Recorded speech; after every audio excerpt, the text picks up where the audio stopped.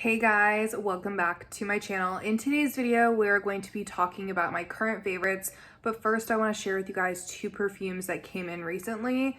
This should have been a part of my haul, but these came in after I filmed the haul video, so here we are. Let's start off with this fragrance, which is rumored to be discontinued. I don't know if it's actually happening or if it's a rumor, but it is Lancôme La Nuit Trésor à la Folie. I actually did not like the original La Nuit Trésor. I picked it up at Kohl's and they didn't have a tester, so I was just forced to buy the full bottle. I smelled it in my car and I immediately walked back in to return it. Like, it was not fruity whatsoever. It was just this really deep scent. I don't know if it had patchouli, but it was like something like that to me. I wasn't feeling it.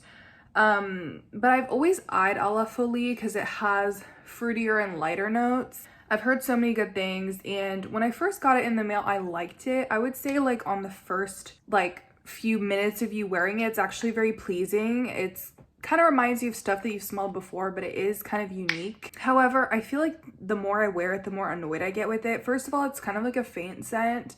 It doesn't project very far. You kind of have to overspray, but it's just kind of an annoying scent. Like, I don't really know how to describe it. It's a little spicy, the slightest bit.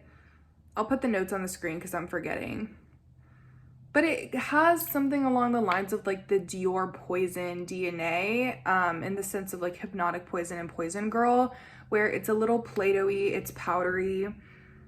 And I don't know, if it's like between this and Poison Girl, I'm gonna go with Poison Girl. It just has a bit more citrus in it, something to balance it out. But this, sometimes it smells like Vicks Vapor Rub on me, sometimes it smells like baby powder, sometimes it smells like sweet powder, like a fruity rose, and then it goes back to being artificial. And I don't know, like, I just decided that I hated it. Like, I don't know, like, at first I was digging it, then I was like, okay, I could really love this, and then I was like, okay, it's cute, but I don't need it. And now I'm in the phase where I'm like, this is trash. Okay, it's not trash, but it's just like, it's not giving. So if you were in a panic because you know that this is getting discontinued and you've been meaning to try it, I wouldn't bother. I mean, that's just like my opinion. I don't want to like discourage you just in case, because, you know, if you're gonna try it soon. But I just don't think that this is worth the money. Starting to think Lancôme fragrances are not for me. Then we have Britney Spears Prerogative. I don't know why I bought this because I know it's supposed to be a Black Opium dupe, but I am making it a mission of mine to try every single Britney fragrance. Even if I'm not going to keep them all, I just want to try them. And this does remind me a lot of Black Opium, but they are different. I sprayed them side by side on a tester strip. And I will always prefer Black Opium, you guys. Here's how I rank Black Opium against its dupes. Black Opium goes at the top. Love, okay, like if Black Opium's a 10, Love is like, I don't know, a 7.5. And this is like a 5. I don't know, like that sounds like I'm giving it a failing grade, and I'm not like trying to give it a failing grade. I'm just giving it a 5 for just like literally being like average. Like, it's definitely differently. I don't think I've ever smelled a celebrity fragrance like this before, but at the same time, nothing about it is unique. Like I said, it's supposed to be a Black Opium clone, but instead it misses the mark. Like, it's not an exact, like, honestly, I feel like I would have rather them come out with an exact dupe because, you know, Black Opium is iconic. But instead, I don't know if it's the apricot or the goji berries, but like one of the fruits in here, I'm not rocking with. Like, I don't know, maybe I would like one of the flankers. There's Ego, there's Rave. I'm just really glad I know how this smells now because I've tried 2 from the Private Show line. I've tried a bunch of fantasies and I just never got around to trying Prerogative. But I will say I don't recommend you guys going out and blind buying it, even for a cheap price. I mean, I think you might like it because it's definitely, you know, a more mature, cheapy. So if you don't want to spend too much, but you still want to smell a little more refined and sophisticated rather than like Fantasy, for example, then this might be a good choice. But just something about it for me doesn't completely sell me on it. And I don't even want to tell you guys to get it just because it's cheap, because I don't feel like that's a good thought process, you know? Okay, let's move on to my favorites. So first we have my scent of the night, but honestly I put on a few other scents after this. This is Cleef Arpels Orchidee Vanille, and I did mention it in one of my haul videos recently, and I stand behind everything I said. I think a lot of people talk about this like it's just a vanilla fragrance, like vanilla, vanilla, vanilla. And yes, it is very vanillic, but it's also like equal parts chocolate and orange. So that's what I really want to overemphasize to you guys, like, and a little like chocolate powder, like literally like the cacao powder, but not as bitter. If you ever smelled Montal's Chocolate Greedy, kind of like that, with maybe a more like a heartier cocoa, if that makes sense, and then vanilla, and then a zesty orange. Like, I don't really like I don't like a strong citrus in my fragrances, like whether it's a strong orange or like a strong lemon, because I just don't want to smell like Clorox wipes, you know what I mean? But I feel like this somehow really makes the balance. I don't know, it just like, I'm sorry, my fingers are a little red because I was eating some Becky's sunflower seeds. Okay, anyway, I think chocolate and orange just go really, really good together, you know, just in general with desserts themselves and then with fragrances. I think that Orchidée Vanille strikes a really good balance here between not getting too overboard on the chocolate, not getting too overboard on the orange, but you can still smell them as individual notes. It might be that added vanilla, like the overdose of vanilla, that just makes it just perfect. Like, it's just really well done. Okay, next is Sol de Janeiro's Brazilian Crush Cheirosa 71, and I have made a decent little dent in this one. This smells like warm, fresh out of the oven white chocolate macadamia nut cookies. Like, you can smell the nuttiness, you can smell the butteriness, like the actual melting butter on the cookies, and then add a caramelized buttery drizzle. You know what I mean? And I feel like that's where people get the popcorn thing, because it's like buttery, it's kind of kettle corny, like with the caramel. It's just, and the salt. So it gives off a popcorn vibe, but it's just, it's perfectly done to where it's not obnoxious, it's not unwearable. My only complaint with this is like, I just wish that this were stronger. I wouldn't want it to be a beast mode, because I feel like this would get annoying so quick if it were like actually an extrait de parfum or something. But I just wish that this lasted a bit longer, because I don't know about you guys, but I feel like when I put it on, I mean, maybe other people can smell it, but I feel like it's not that loud. I actually wore this when I went to Universal Studios, and you know, I put on a ton of it before I left because I really wanted it to last me all day, and it just like didn't. Like, I don't know, it just wasn't lasting for me. And I know that's kind of like the point, like this is just a body mist, but still, I find it a little upsetting. But besides that, you guys, like, this is just so fun. And I feel like since it doesn't last very long, you don't have to commit, like, especially if you will get sick of the scent after a while, because it is kind of obnoxious, then you know, like in 2 hours you can reapply if you need to, or in 2 hours you can switch up. This is like also a great topper. I think that this is definitely their best fragrance. I've been talking y'all's ear off about Jimmy Choo's I Want Choo, and I'm just obsessed with this fragrance, you guys. It has peach, vanilla, lily, jasmine. I get a lot of that vanilla in the dry down, or like in the base notes, like further on as you wear it. And I wasn't really getting the peach at first, but now and then I'll get whiffs of it. It's like a white peach. It's a very classy, like refined peach to me. It's not like Pretty as a Peach from Bath & Body Works, which I love. It's not like peach prosecco macaron. It's like, but it's just stunning. If you like white florals, you will like this. I definitely recommend trying it on your skin, because I do feel like it is a different experience having it on your skin and just having it on the tester.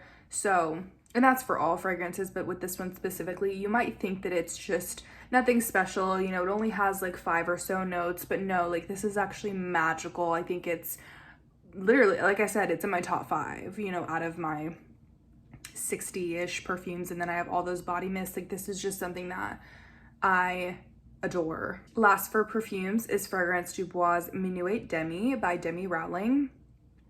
And this bottle, I mean, I wasn't really sure how I felt about the Fragrance du Bois bottles. I'm still not obsessed, I won't lie, but they do look really elegant in person, and it's heavy, and this cap is heavy. It's like, I mean, it's not difficult to take off, but it's a little bit of a challenge. And you guys, I'm just obsessed with this. Shout out to Parfumitude. Thank you so much, Ahmad, for sending me the sample of Minuet Demi, because I am obsessed. If you guys like Changing Constants by Penhaligon's, but you thought, okay, it doesn't really last that long on my skin, or maybe it's a bit masculine leaning, I urge you to check out Minuet Demi. I don't overspray, but I do spray a little bit more than usual with this one because it is a softer scent, I will say.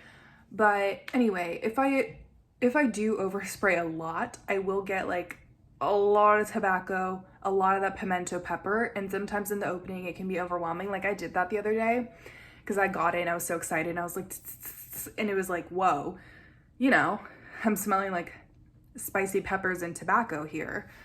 But just as I knew it would, it got so delicious and sweet and yummy on me. Like as the hours, like literally in an hour, I started smelling like caramel. And when I say caramel, I'm not just talking about like when brands just say, oh, there's caramel as a note, like literally my pet peeve. No, like I actually smell like a decadent syrupy caramel, you know, that looks like the ones that are on ice cream and stuff. That's what I start to get. And I do get the coffee. I wouldn't say it's like a bitter coffee, or like if you're a coffee perfume lover, I wouldn't say it's like in your face coffee, but it's kind of like black opium or like something like that, where there's just like coffee in the heart and you can tell it's there. I'm probably forgetting a few notes, but it's just the coolest experience I've had because like I said, you know, you go through the phases and the tobacco remains throughout and so does the pepper, but it's just, it gets sweeter as it goes along. So it's just a really cool experience. Even my boyfriend said that he could smell the notes, and I feel like he's not really the type to lie. I was like, do you smell like a little bit of a pepper on me? Like, are you getting a tobacco? I don't think he got the tobacco, but he said he got the pepper, which I thought was really cool because I don't know, I just think perfume is so cool. And when a fragrance says that it has these notes, like I would hope that I smell each and every one of them at some point.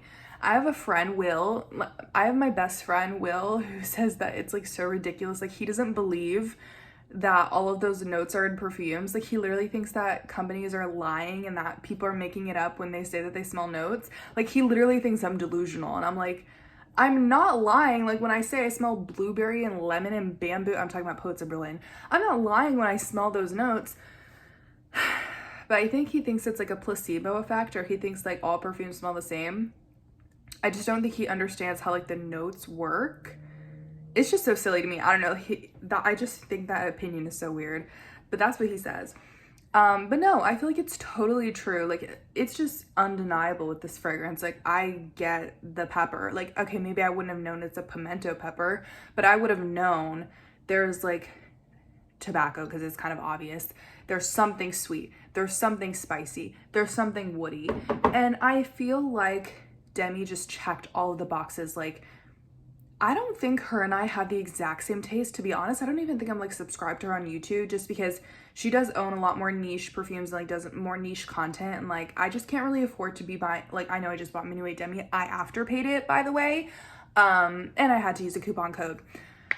But you know, I don't know. And there's a lot of perfumes that she enjoys that I do not like. But I feel like with this fragrance, it's like she literally created perfume for me, or like for her, but for me, like that is exactly the type of fragrance that I would make if I were making a perfume. Sorry I'm talking about this for so long, but just in case, because I don't want to like influence you guys to buy it under false pretenses. So I want to say that it is a more intimate scent. So you see a trend here. Honestly, I've been kind of straying away from like the angel share types because I think they give me headaches, and I would rather have a fragrance that maybe lasts me 4 to 6 hours, and maybe I can reapply. There's nothing wrong with that. Like I have a ton of juice in there. I would love to use some of it. You know what I mean?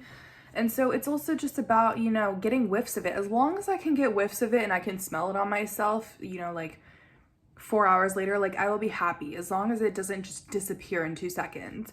And so this is definitely like, it's not going to project far and wide. It's probably going to be something that people can only smell if they're close to you. But you know, I don't mind that. So I just want to be straight up with you guys that I think this fragrance is getting some criticism because it's not beast mode, but I think it would be annoying if it were beast mode.